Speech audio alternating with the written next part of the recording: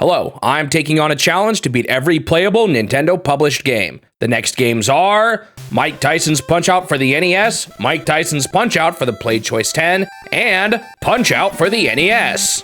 What? 3 different Punch-Out games? Well, before I go over each of these versions, let's recap the story of the prize cart variation of the game that I covered in my video on Golf Japan course and Golf US course. In Japan, Nintendo held various competitions for some of their Famicom Disk System games. These games could be taken to disc fax kiosks that were installed in certain stores, and these kiosks could read in high scores from a disc and send them to Nintendo. These competitions had various prizes for the winners, and for Golf US course, one of the prizes was a special gold version of Punch-Out. This was the game's first appearance to the public, although Mike Tyson wasn't present in it. This meant that Super Macho Man was the game's final opponent instead. The game was made by Nintendo R&D 3, the same team behind the arcade Punch-Out games.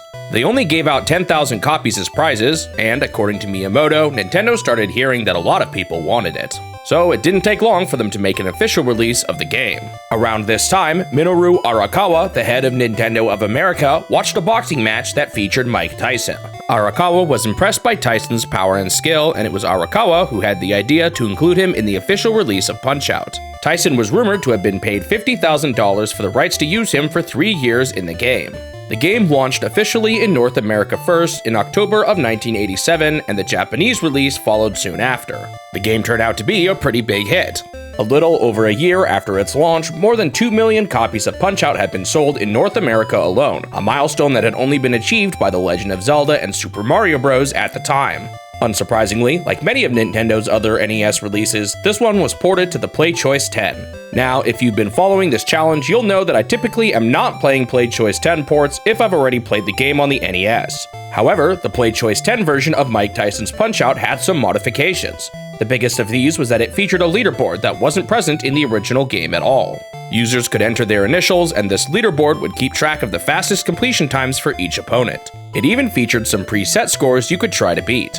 At first, I wasn't entirely sure if I wanted to play this version, as the changes were pretty minimal. However, since the game is popular and I enjoyed it quite a bit, I figured I'd play the entire game through again just to experience it. So, what about the final version? Well, after the license to use Mike Tyson expired, they re-released the game under the name Punch-Out and removed Mike Tyson from the game. Now, I've heard some speculation that this was due to some of the controversies surrounding Tyson, but those happened after Nintendo had already removed him from the game. If anything, his loss to Buster Douglas in 1990 was a more likely factor to Nintendo not wanting to renew the contract. Anyway, they replaced Tyson with an original character called Mr. Dream. Dream's moveset is exactly the same as Tyson's. The only real difference is his appearance. Is this minor of a change really worth playing the entire game over for? Probably not, but since the game is so popular and I enjoyed it quite a bit, I figured I'd play the entire game through once again just to experience it. Since Nintendo still doesn't own the license to use Mike Tyson, pretty much every re-release of the game uses the Mr. Dream version. Interestingly though, in Japan, the Famicom Online app actually uses the gold price card version of the game instead.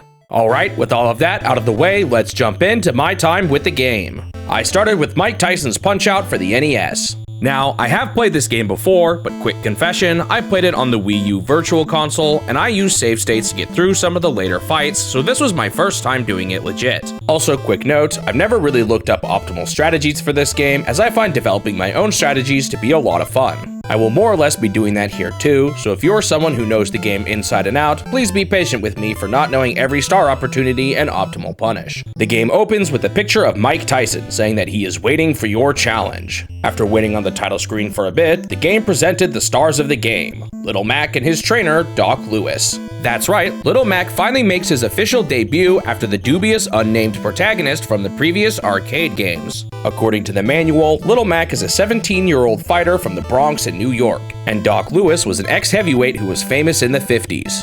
Little Mac's name is an obvious reference to his size compared to the other boxers. Apparently, the reason for his small size was due to it being harder to make a wireframe model on the NES, so instead they made the player super small so it was easier to see your opponents. The game also showed the full cast of opponents I would face off against, with 11 total fighters. Many are returning boxers from the arcade games, but there are some totally new ones too. The game is broken up into 3 main circuits, and then a final match against Mike Tyson. Between each circuit, you are given a password for the next one, but for now, I didn't know any of the codes, so I started with the minor circuit. My first opponent was Glass Joe, a returning fighter from the very first battle of the first arcade game. He comes from Paris, France, and the whole joke behind this character is that he's extremely easy, and he serves as a good way to ease into the controls of the game. Despite only having 1 win and 99 losses, he's apparently still ranked number 2 somehow, so I guess the competition for this particular minor circuit must not be all that tough. Many of the opponents have their own theme when they enter, and Glass Joe's is La Marseillaise, the national anthem of France.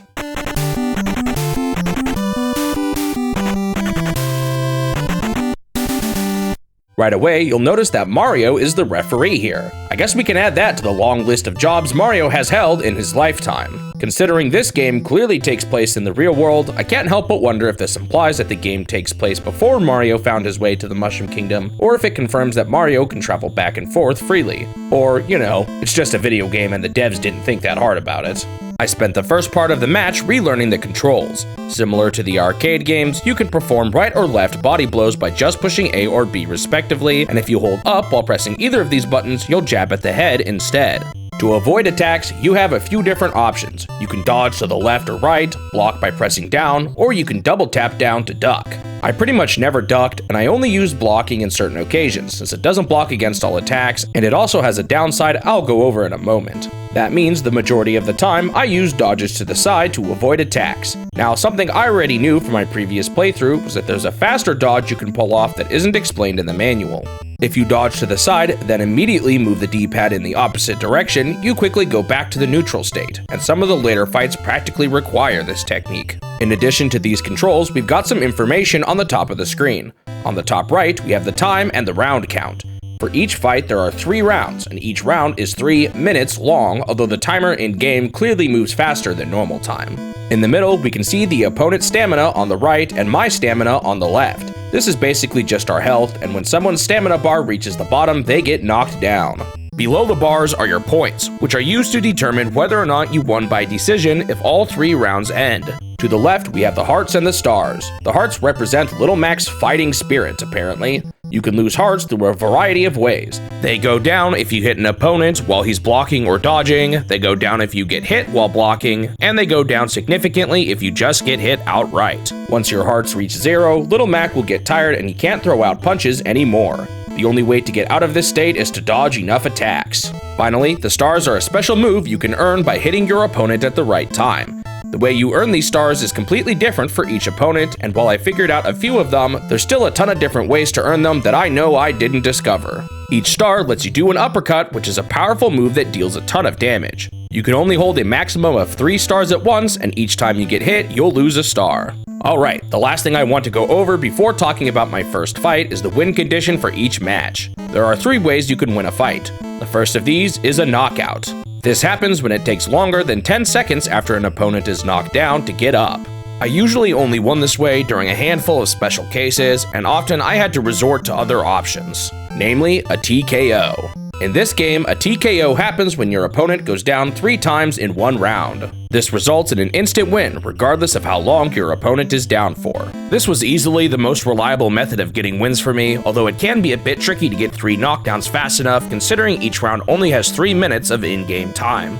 Often, I would resort to keeping someone's stamina low before the end of a round, just so that I can knock them down easily at the start of the next round. The final way to win is by decision. This happens if all 3 rounds end and you have enough points. I didn't see this too often, so I never paid a whole lot of attention to how exactly the point system even worked. Apparently, some matches can't even be won by decision no matter how many points you have. I guess these are the unfair hometown decisions the manual warns about.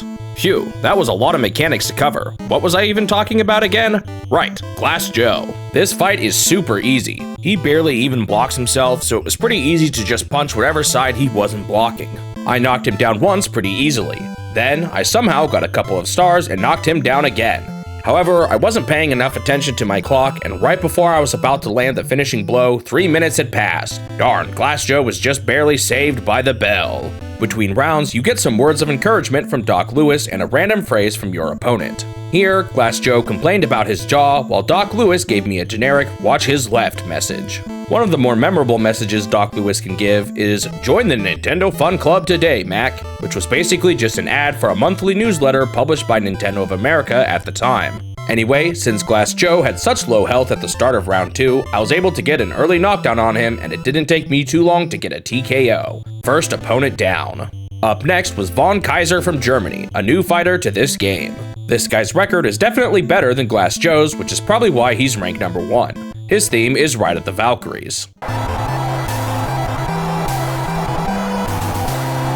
The big difference with this guy was that I couldn't just punch him willy-nilly like I did with Glass Joe. Instead, I had to dodge his punches and punish them with jabs to the face. He makes it super clear whenever he's going to punch though, as he wiggles his head back and forth before each attack. I knocked him down once pretty easily just by punishing his attacks.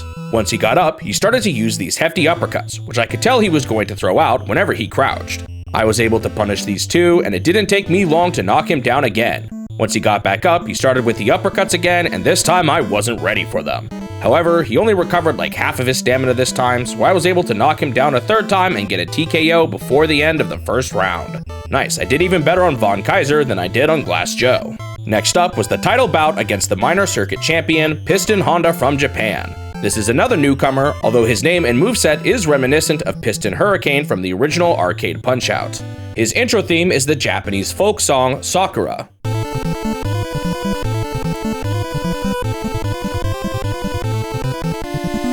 Man, this guy is huge compared to Little Mac. I'm like half his height. I don't know a whole lot about professional boxing, but something tells me we shouldn't be in the same weight class. Anyway, this guy has all kinds of different moves I had to react to. He threw out regular jabs, which he signified by wiggling his eyebrows, a right hook, and an uppercut.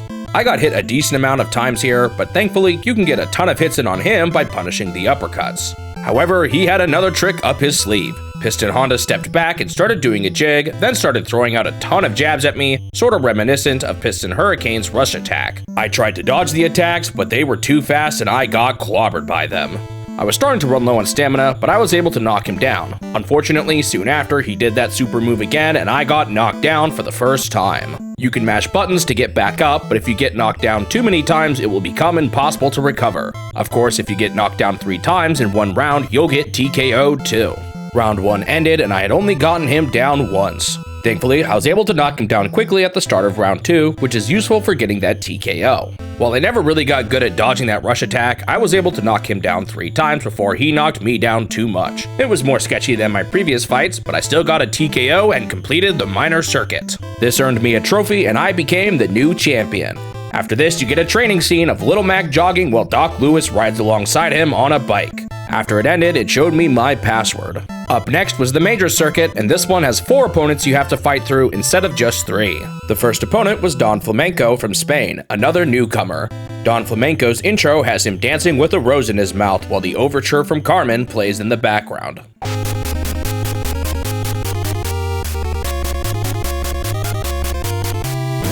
This match started with Don Flamenco letting out a massive uppercut, but I dodged it and started to punch his face over and over and over. For some reason, the game let me keep wailing on the guy until he went down. I stupidly got hit by his uppercut when he got back up, but once again, after dodging the next uppercut, I could keep hitting him until he went down. I did this a 3rd time and Don Flamenco was beaten just like that. What an easy opponent. Up next was King Hippo from an undisclosed island in the South Pacific Ocean. This guy is another newcomer. I'm not sure what his theme song is, but he sings along with it while he enters.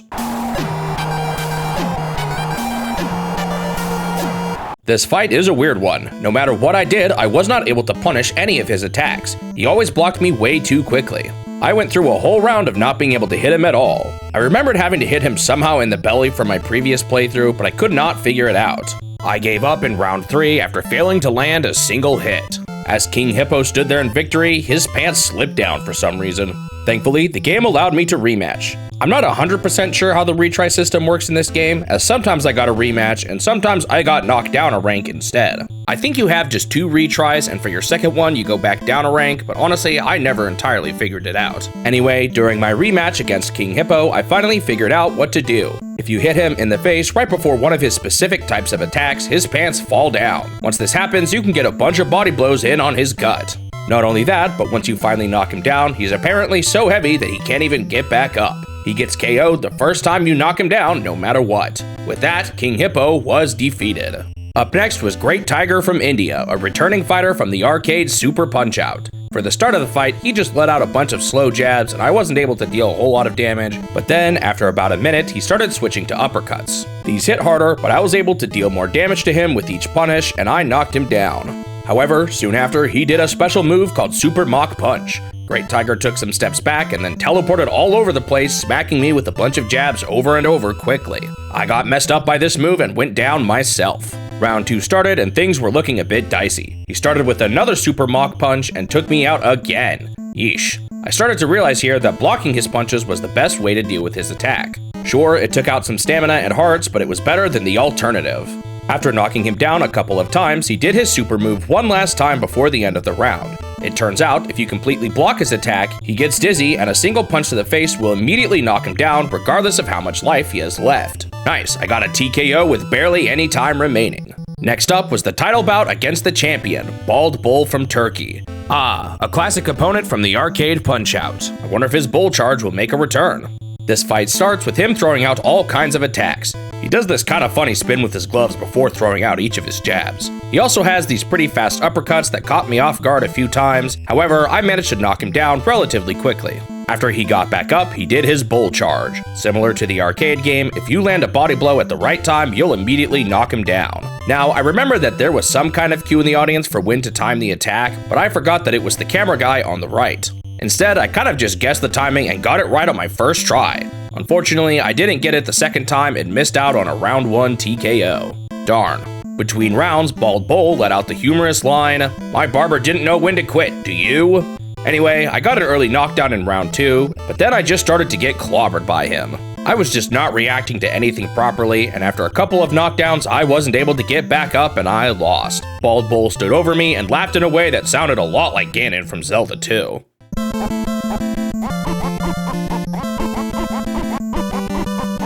After this, I ranked down and had to fight Great Tiger again. Thankfully, since I now knew how to deal with his Super Mach Punch, he went down without a hitch. Time to challenge Bald Bull again. This time, I managed to knock him down twice before he did a single bull charge. If I could just time it right one more time, I'd have a TKO already.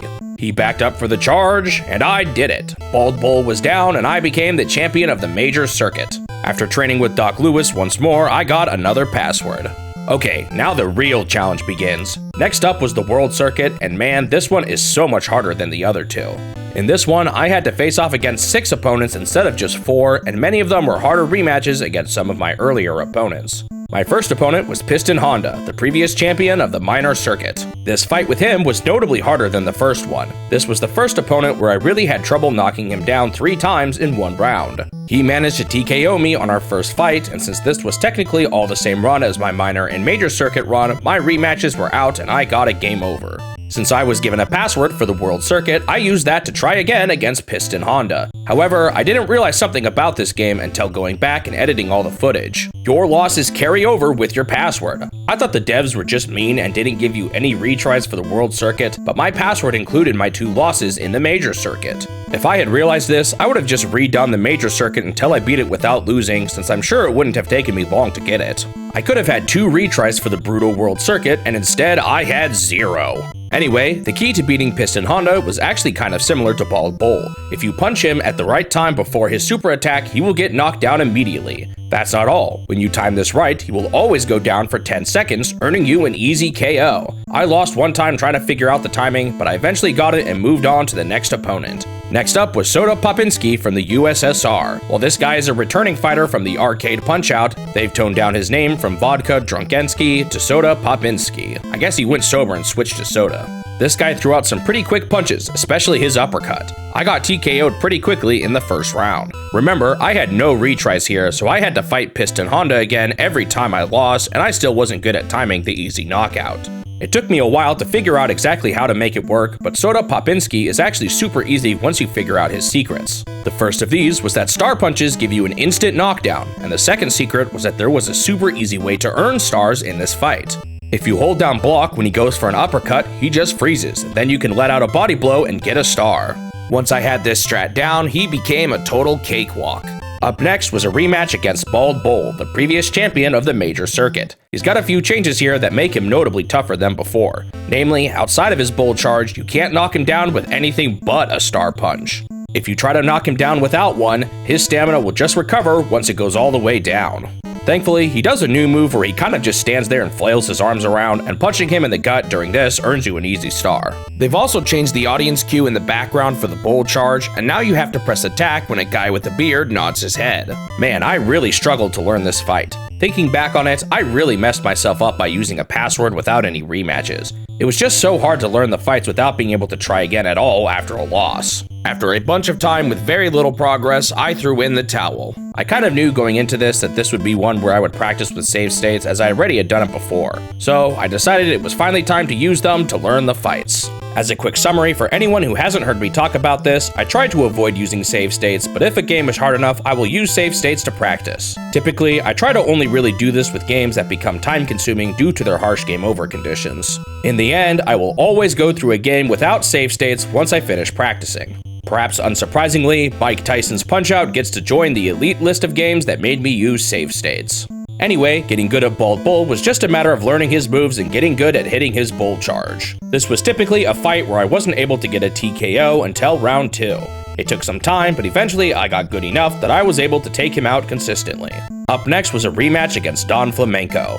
Man, this fight is super annoying. This is another one where it's hard to TKO him in a single round, and unlike Piston Honda, I never found any way to get an instant knockout. Part of what made this fight so weird is that sometimes Don Flamenco would be in a state where he didn't swing any punches and he would just taunt at me. To get my hits in on him, I had to waste hearts and attack his defense, and he'd follow up with a counter that I could dodge and then punish.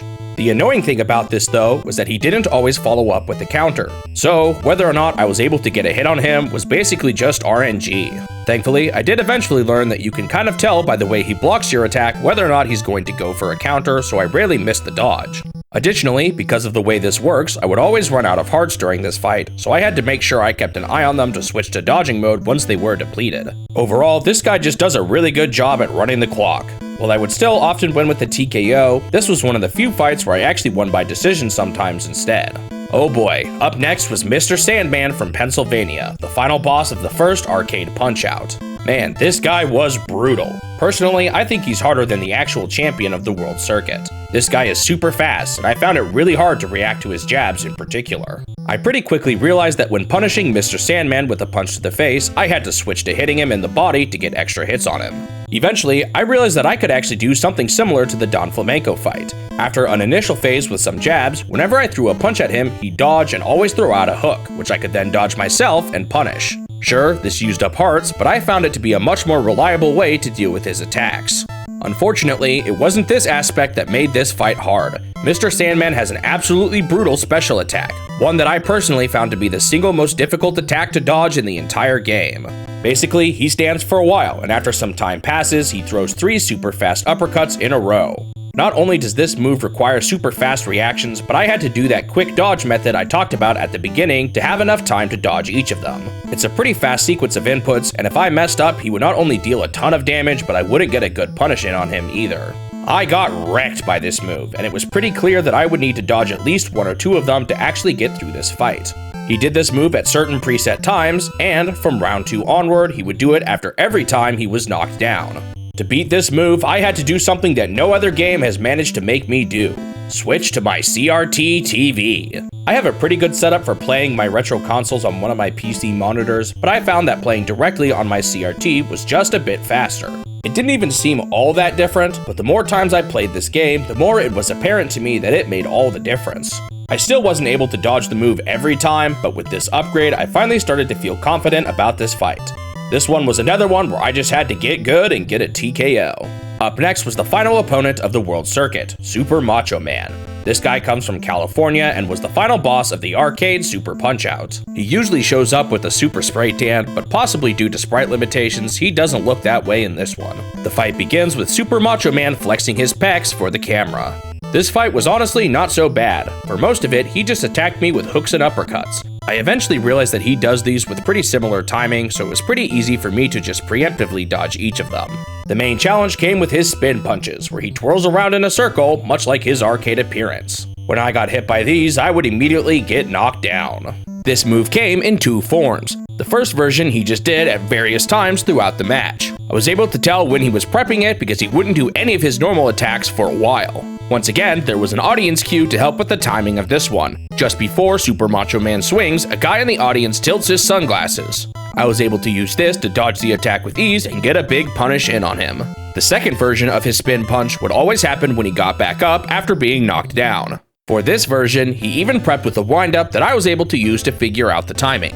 Unlike the first variation, whenever he does this, he would swing over and over multiple times. The actual amount of times he swung was random, but thankfully there was no real penalty to doing an extra dodge. Once I figured out the timing, this move was super easy to avoid. Thankfully, it's not like Mr. Sandman's special move and you don't have to do the quick dodges here. Once I had these moves figured out, it didn't take me too long to get TKOs on him. After enough practice, it was time for the real deal. I entered my password in, and once again, it was time to challenge the world circuit. Remember, because of my bad password, I didn't have any retries for this. On my first attempt, I got clobbered by Piston Honda, the first opponent. How embarrassing. Alright, come on, I just spent the past few hours practicing. I can do better than that. Well, thankfully, on my second run, I did much better. I got that all-important knockout punch, and Piston Honda was down. Thankfully, my strat for Soda Popinski was solid, and he went down quickly too. My round 1 against Bald Bull was a little sloppy, but after 2 perfect punishes to the Bull charge, Bald Bull went down too. Don Flamenco was as annoying as ever, but I TKO'd him in round 2. Alright, now for the real challenge, Mr. Sandman. Unfortunately, I failed to dodge his first super attack, and I already went down before I even knocked him down once. I did get him down a single time during round 1, but he still had half of his health going into round 2. Thankfully, I managed to pull myself together after this though. After I knocked him down once in round 2, I successfully dodged his super attack, which was a good sign. However, he got me with the move again soon after and brought my stamina down a ton. After I knocked him down the second time, I knew I needed to dodge that move one more time to stand a chance. It was tense, but I did it. I dodged the move and was able to knock him down a third time, getting that sweet TKO. Phew. However, it was not over yet as I still had the Super Macho Man fight. Thankfully, once you figure this one out, it's not so bad. I even got knocked down once during round 2, and I still got an easy TKO on him. Finally, I had done it. I became the champion and the world circuit was complete. This apparently even got me in the newspaper. However, this was not the end. I still had one last challenge waiting for me. The words, "The Dream Fight," appeared on the screen, and it was time to face off against the final boss, Mike Tyson. I immediately got clobbered by the guy. During the first part of the fight, each of his attacks knock you down in a single hit, and I was TKO'd before 30 seconds even passed. Alright, before I get into this fight, there's something I want to talk about. The Mike Tyson code. When you beat Super Macho Man, you can find your next passcode in the newspaper. However, for some reason, instead of taking you right to Mike Tyson, it makes you fight Super Macho Man again first. That means you have to fight Super Macho Man over and over every time you want to challenge Mike Tyson. Now, it turns out the game actually does have a code that takes you to Mike Tyson. I wasn't around when this game came out, but apparently this Mike Tyson code was pretty famous. I've seen anecdotal stories online of people who knew about the code back when they were kids, and even one story of the code being written on the wall at a school. Apparently, it was revealed in a Nintendo Power magazine issue straight from Nintendo themselves, and was also made known through a 1988 book called How to Win at Nintendo Games. Now, since it was such a popular code, I decided to use this code here instead of the one the game provided for me. While I think there are probably many people who would be fine with me using the Mike Tyson code, I mentioned in a recent video that I've changed my mind about using codes I find online like this. So, as we'll see in a bit, I return to this one later on to do it legit with the Super Macho Man code too. Alright though, let's talk about this Mike Tyson fight. While I don't think I would call Punch-Out the hardest game in the entire challenge, Mike Tyson is certainly a contender for the single hardest boss. I practiced this guy a ton using save states too, but let me just go over my eventual strategy. The fight starts with a minute and 30 seconds of in-game time full of super fast uppercuts. If I got hit by any of these, it was an instant knockdown. These uppercuts are also designed in a way where I wasn't able to just guess my way through the timing. I had to actually react, and it was not easy. With each dodge, I was able to punish these uppercuts, but unfortunately, on my first playthrough, I didn't notice that for some reason some of my punishes were doing more damage than others. More on that later. After a minute and 30 seconds of this, he switches to hooks. I pretty quickly realized that he always winked before each hook, which made them easier to dodge. My main goal for round 1 was to not get TKO'd and to end the round with him at low stamina. At the start of round 2, he would throw a bunch of quick jabs at me. I eventually learned something better for this part, but at first, I would just block his jabs until I ran out of hearts.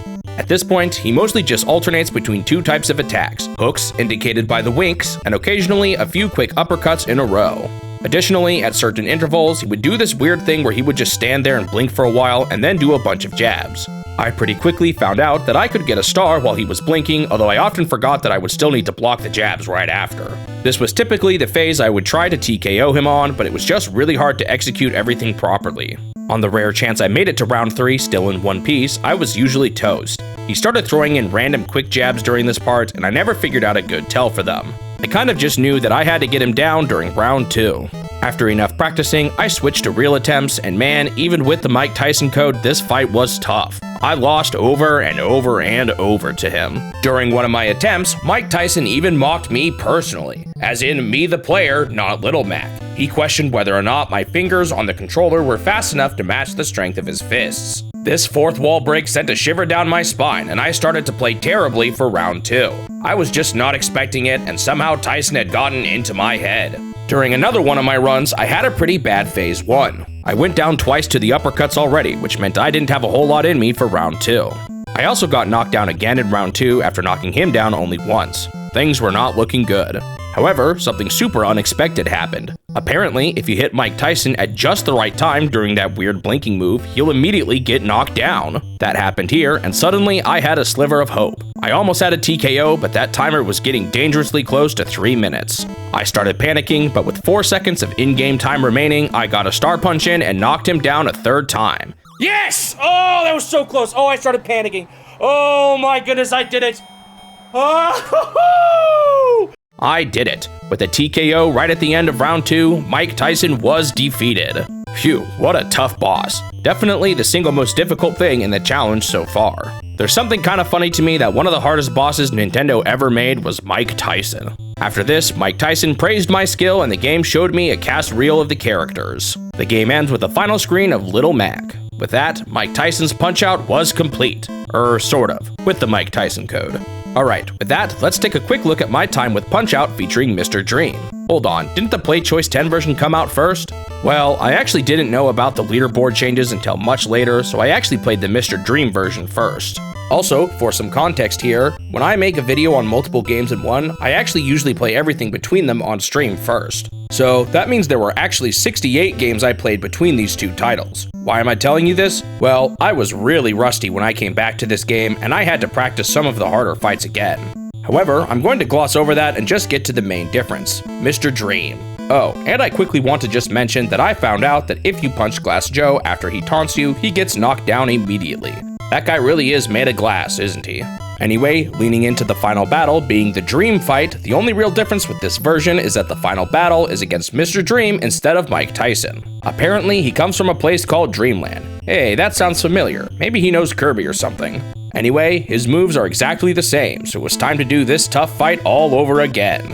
Yeah, this was still super hard for me. I lost quite a bit to Mr. Dream, just like Mike Tyson. Eventually though, I had a run that actually started pretty good. I managed to get through round 1 without getting knocked down once, which was a rarity. Then, I even started doing super good in round 2 as well. I knocked him down twice and I was getting really close. Unfortunately, I panicked in the last 15 seconds and got knocked down by an uppercut. I lost just enough time doing this and I didn't beat him before round 3. Darn, I was so close. Well, this had been a decent run so far, so I decided to keep going just to see if I could pull it off somehow. However, I just wasn't practiced enough for round 3. We knocked each other down twice, but I just wasn't quite able to TKO him in time. To my shock, I actually still won. I apparently did good enough in the fight to win by decision. I didn't even know that was possible for this fight. I squeezed out a victory after all. With that, Punch-Out for the NES was complete. Sort of, with the Mr. Dream code. Now, my original plan was just to end the video here, but after some thinking and learning some new information, I decided to return to the game a whopping 134 games after beating Mr. Dream. Yes, the stream really is that far ahead. Alright, first let's take a look at those leaderboards in the Play Choice 10 version. Wow, I even have to enter my initials in this. That totally warrants a third playthrough, right?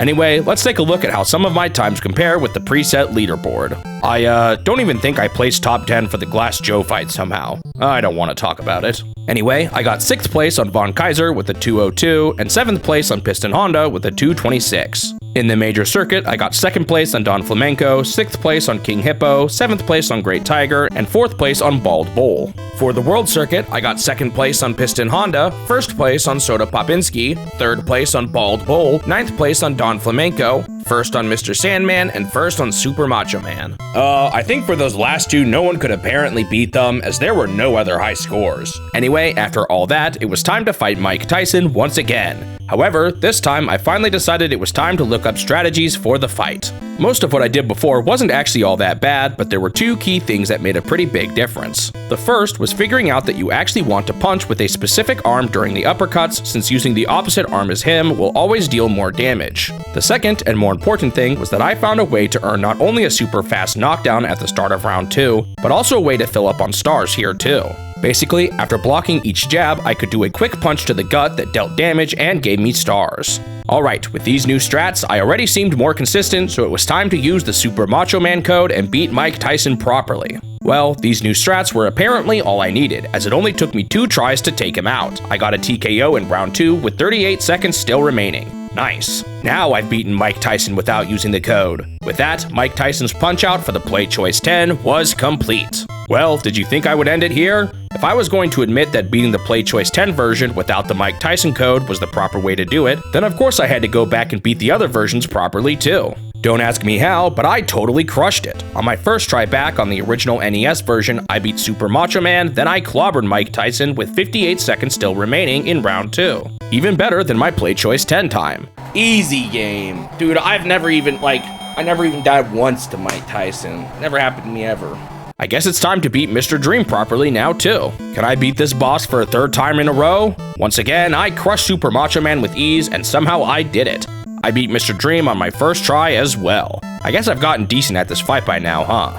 Anyway, with that, Mike Tyson's Punch-Out for the NES, Mike Tyson's Punch-Out for the Play Choice 10, and Punch-Out featuring Mr. Dream were finally all complete. On to the review. This game is awesome. They took the good ideas already present in the arcade games and refined them to such a high level. While this game may technically fall under the sports game category, it doesn't really feel like one at all. Instead of facing you off against players or a CPU with the same rules as you, each opponent plays completely differently, and it almost feels more like a boss rush more than anything else. This game is all about quick reactions and learning your opponent's weaknesses. Figuring out and getting good at each fight is a ton of fun. I did get a bit annoyed with a few of the moves in the later game that were super fast, but by the end, I realized I still really enjoyed fighting against even the toughest of the opponents despite these moves. It's a bit of a shame that most people playing this on something like the NES Online service will have to deal with both HD TV and emulator lag, as it makes a pretty huge difference in this game. If ever there was a game that was worth playing on original hardware, it's this one. If I had to give any complaints, it would probably be that I wish there was a mode just to challenge each of the fighters individually, and I kind of would have preferred if the final code they gave you was just the Mike Tyson code. All in all though, I think the game is a lot of fun, and it's no surprise that I often see it praised as one of the best on the NES. I gave the game a 9 out of 10, a new highest score for the challenge, and my new favorite game I've played so far.